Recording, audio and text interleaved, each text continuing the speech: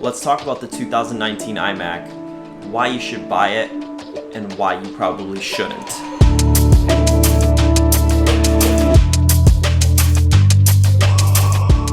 I owned a 6-core MacBook Pro before I got the 2019 iMac, and the difference has been eye-opening.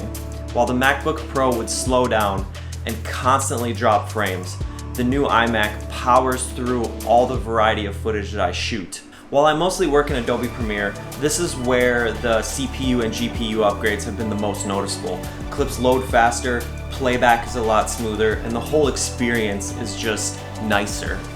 The upgrade in CPU has been the most noticeable advantage. Not only having those 2 extra cores, but having the higher clock speed is a huge advantage to video editing.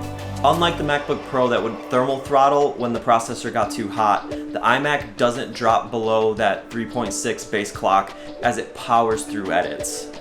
The fans do kick on every once in a while, but it's not very noticeable.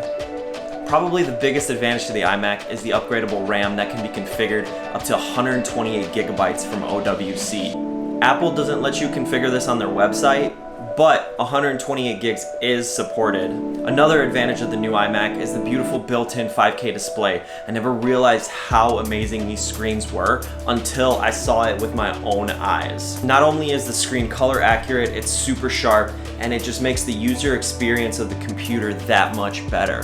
The GPU performance is great, and I would highly recommend upgrading to the Vega 48, but if you're trying to save some cash, the Radeon 580X will do you just fine.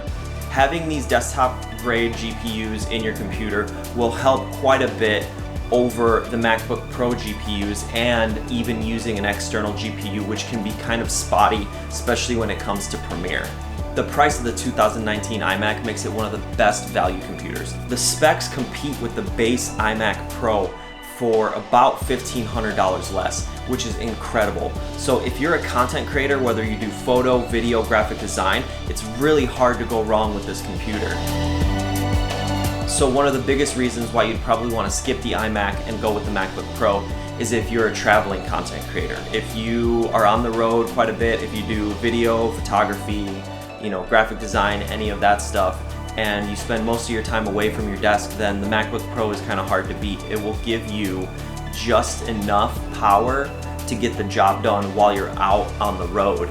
Also, if you're pretty much a Final Cut user, then it's kind of a toss-up, because in Final Cut and in DaVinci to a certain extent, the gains you get with the iMac versus a MacBook Pro really are a lot more minimal than if you use the Adobe Creative Suite. So that's my quick unscientific review of the iMac. It's the best iMac Apple has released so far. The specs are incredible. It's pretty much a monster computer for a very reasonable price of around $3,500 if you get it spec'd up the way that I did. I would highly recommend, if you work from home, if you mostly do your work at a desk, and you just need an all-in-one computer that can crush a multitude of things, the iMac is the way to go.